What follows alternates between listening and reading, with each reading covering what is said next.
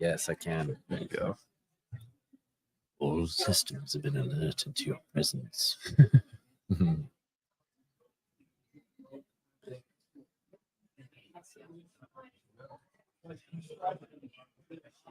What's going on, Star Wars fans? Hello there. We are here with Mr. Chris Bartlett. How are you? Hey, great, Ron. Good to be here. Yeah, thanks for stopping by. Pretty cool convention so far this weekend. Oh, yeah. Yeah. Nashville is a great town to have a convention. I mean, last night I jumped in a band. We were playing. I was Nice. playing the drums. Heard about that. Yeah, but lots of people in costume here. Great characters. I've got lots of. I like to collect characters at conventions, and so I put those in a reel on my Instagram. So Nice. having a great time. Yeah. With in reference to characters, can you let some of the people? How many characters have you actually played in the Star Wars universe? Do you have count? It's 20 characters now in Star Wars. Wow. The most notable one is fluent in over 6 million forms of communication. I am C-3PO, human cyborg relations. Yes. Who's that? Who is that? Right. It's he's a Wookiee.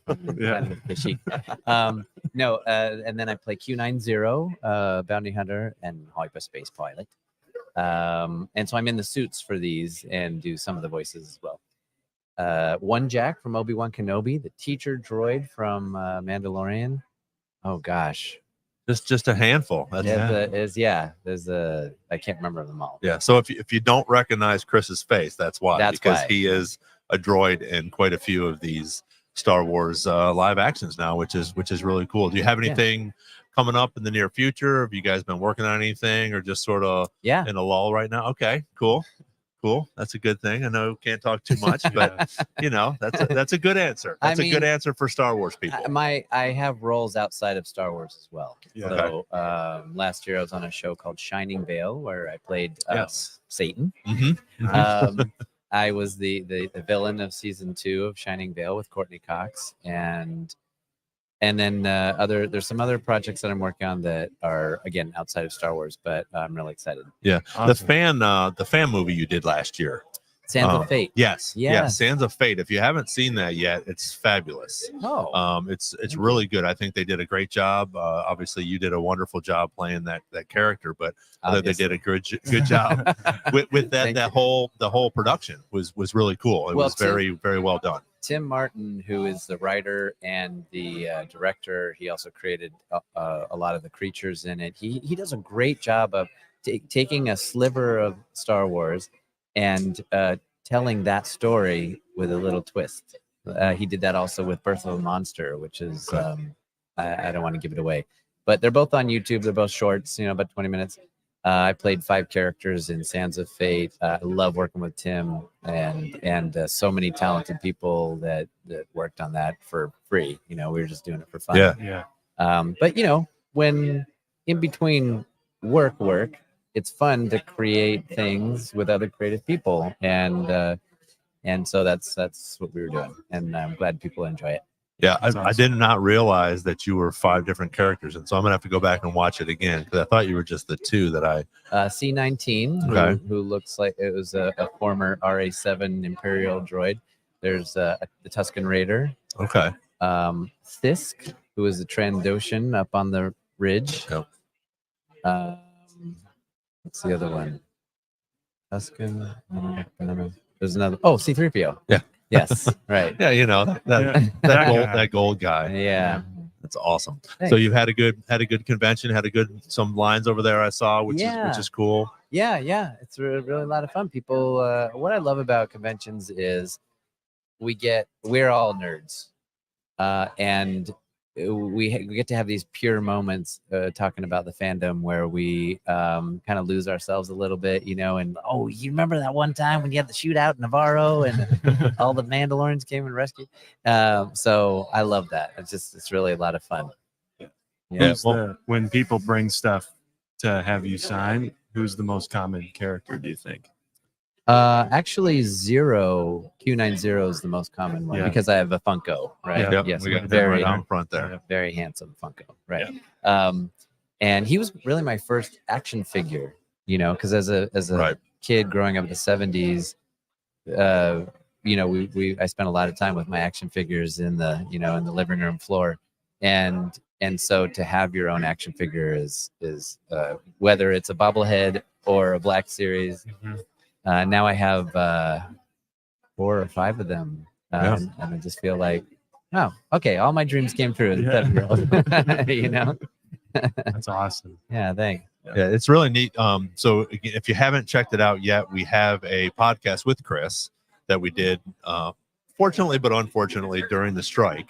But it was still a great conversation. And again, Chris talks about how he was a cosplay, and a really cool story how he came up into the Star Wars universe now, and the amazing person and character that he is, and everything that he's involved in Star Wars. So again, thank you so much for coming here and talking with us. And well, do we have a second? Absolutely, we have all day. I was just gonna say, as a fan, I would build costumes, and I always wanted to be an actor, but I didn't know what the path was to do that. So I would come to conventions and play characters, and that was like fulfilling enough for me. I felt like I'm playing a character, I have an audience, I'm not getting fired, this is a good day, and but that was enough for me. And I would Boba Fett, I built a Boba Fett, Sand Trooper, Tusken Raider, and C-3PO, and so then they can watch the other one probably, and we can hear about that. But I like to say that you put out what you put out into the galaxy is what you attract and what comes back to you. And I was just putting out, let's have some fun, and in a really like high quality way, and so then it all worked out. Things are working out. And I like to say that a lot, because even when we don't see how they're working out, they do, and then it's fun when you get to see it. When you see it come to fruition. So, yeah. Well, and so great. It is. It's so great, and you do such a great job. And again, you talked about this, but each droid is different. And you have to move differently for each droid, which I think is neat, and you have that quality and bring that to life in these TV shows or live actions and movies. So again, I know everybody out here appreciates that. Chris Calvin, who I think with the R2, so he just said so great to see you guys together. Well, thanks, Chris. Chris has a great looking R2, and when we do conventions in his area, R2 is my literal counterpart. He comes and hangs out with me, and I always love talking to him and seeing, fans, I think, like to see that interaction too. But you talked about playing other characters. When 17 of my characters have been droids, and there's like cold killing machines like Q90, and then there's say a frantic droid who's out of place, who's very upset and worried. Those move very different, and their attitudes are very different, and it's really fun to come up with how they're going to move. One Jack from Obi-Wan Kenobi, I played him like a grasshopper, so his arms are always kind of like back like this. He moves like a bug. What else? The traffic droid from Book of Boba Fett was super weathered. I can't remember if we talked about how much we talked about. Like his bolts are all loose, and so his movement is very different. The teacher droid is where she's programmed to be.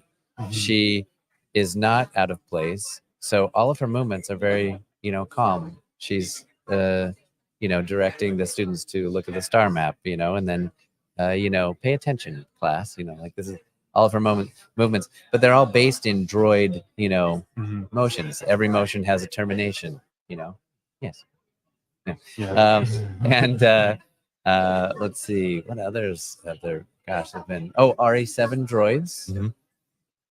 It was explained to me by powers on high that I can't name in the galaxy that they are security cameras. So RA7's Death Star droids, they are not frantic looking around. They are just security cameras. Like this. Yes, they're just recording everything. So it's cool to like understand that they all have relatable attitudes. What is it that they want? Oh, well, RA7s want to record everything and use it against you. Right. Yeah. So is that something you get sort of creative liberty on doing, or do you get sort of briefed on where to jump off with the movements? Well, Deborah Chow one time, when I'm shooting the cockpit scenes with Q90, she says, "All right, Chris, give me that zero energy." And everyone else is like, "What is she saying?" And I go, "I know exactly what you're talking about, Deb." But I don't know if we talked about this last time, but Q90, he looks kind of like a praying mantis. So I studied praying mantis clips, and they're terrifying. But the way that they move is so creepy, and I really liked that. And I thought maybe Zero moves like a version of a praying mantis, and so all of his motion is all based on that. So if you go, cool. like where his body might move, but his head stays the same. Oh yeah. That was that's some of the thinking that goes into it. Very much, productions like it when you bring ideas. Also, if you're on time and you know your stuff, but bringing ideas is good because the director would rather not have to sculpt you from scratch. They'd love to start with something that is already there and they just kind of tweak it a little bit. And they always say, we would rather have to tell you to tone it down as an actor, as a performer, than to try and fill you up with energy, so always go in at 11 and let them tone you down. Yeah, there you go. That's the advice. Yeah, that's pretty good advice. I think that's neat. But again, it's something neat that people get to hear from you. But again, you bring that to life, I think, in each character. So that study of the praying mantis or whatever else, like you said, the teacher droid, just knowing and being comfortable there. So that definitely comes across the screen, and I know we all appreciate that. Cool, good. Yeah, I mean, the information's in the script. A lot of times we talk about, we need to know the backstory of like how they got here and all that. It's in the script, and you can come up with the ideas. Also, what I love about playing characters in costume is that the costume a lot of times informs, kind of what I am going to feel like this character is going to look like or move like or have the attitude. Like I said, Zero, he looks kind of sinister, and there's a reason for that. I'm going to tell you. He looks kind of sinister, and I the only direction I had was he had a Cockney accent. Okay. So I wanted him to sound a little more sinister. So I thought like a gravelly voice with despite recent modifications, your ship is still quite a mess. That's how I did it on set. All the lines, so all the other actors have, stuff to react to. And then when Richard Iowati, British comedian, did the voice, I felt like we were totally on the same wavelength, and that was really satisfying. It's awesome. That's neat when it all comes together like that too. And then when you see it on screen, it's like, oh, that's what we were going for. Yeah. We talk about a lot, or at least I bring it up a lot, how there's a lot of times in Star Wars where you think if you were in that world, there would be some pretty normal things. For example, if you were just someone existing in the galaxy, the likelihood you'd ever see a Jedi in your life is like zero. Right. Given that, if you do the logic of it. Yeah. And so I think it's really cool that there's part of that, what you just said with the teacher droid or the traffic droid, like that droid conducting traffic is out of place. Yeah. So it's going to act, or C-3PO is out of place in almost every situation. Right. And except for in Obi-Wan Kenobi. Right. In Obi-Wan Kenobi, he was actually doing what he was programmed to do, which is interpret. The translator droid. Right. And so I was in the suit for that, and we got some aliens over here, some humanoids, and we're going back and forth. And he was very happy. Yeah. Like he was very happy to be there. It's a cool detail to hear you, go through that. Like if this were the real situation, these droids are meant for something and if pulled out of it. Right. It's a cool detail. Yeah. When we did, I do this every time. When we did, I always come out in the full character because I'm still trying to figure out how they move, and so I'm always looking for like a control panel, like yes, Yeah. you know, like, and I'm in the full costume, and I was doing that. Oh no, the director said on Kenobi, "Oh, just come out. You don't have to put the head on. You can just meet the cast and crew and stuff." Can't remember if we talked about this before. No. And I said, okay. And I told my dresser, just do the whole thing. And so the lights and the microphone was on, and I wandered out. I didn't ask permission. This is part of coming in at 11. Yeah.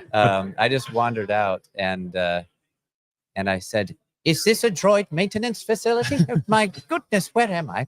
R2, it is you." And I walk over to him, and then I have this little moment with R2, and all of a sudden, everything on set froze because people are meeting this special, iconic character from their childhood. They're not meeting a guy in a suit, you know, because it's way more fun to meet these characters than even if it's just a brand new droid. Yeah. You know, if you're on set and you're making Star Wars, it's way more fun to feel like you're like I accidentally stepped into a real, you know, Star Destroyer, and there's a droid talking to me, you know, that kind of thing. Suspension of disbelief. Yeah. That's fun. Well, talk about putting energy out and then getting it back. You're putting out the Star Wars feel. To everybody. Yeah. And then we spent an hour and a half taking photos. Yeah.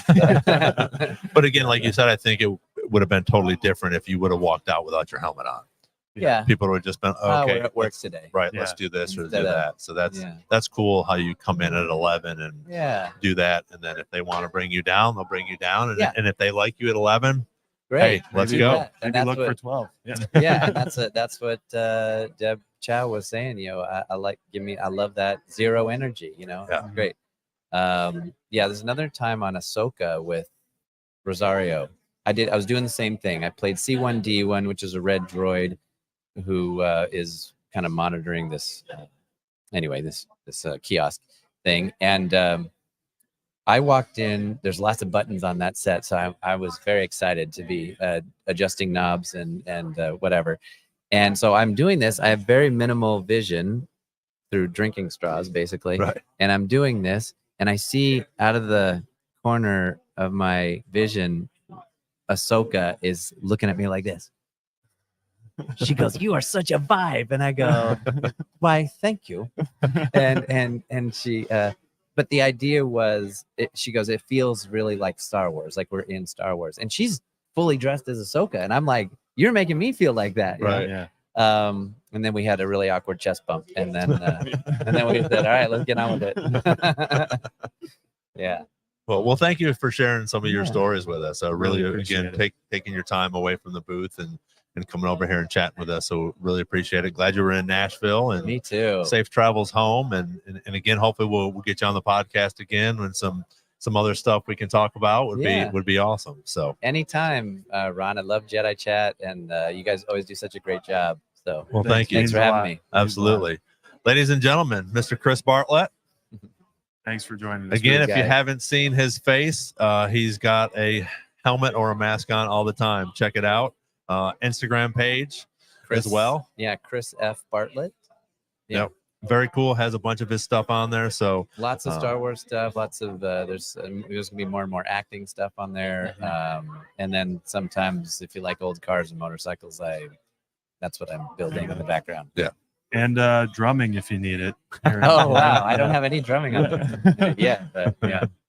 Yes. Oh, cool. Well, thank you again, Chris. Thanks, guys. Appreciate it, Yep. Thank you. brother. Yep. Thanks for coming, man. All right, take it easy. Yeah. So that was Great. pretty cool. Yeah. Thank you very much for being here. Thanks, Chris.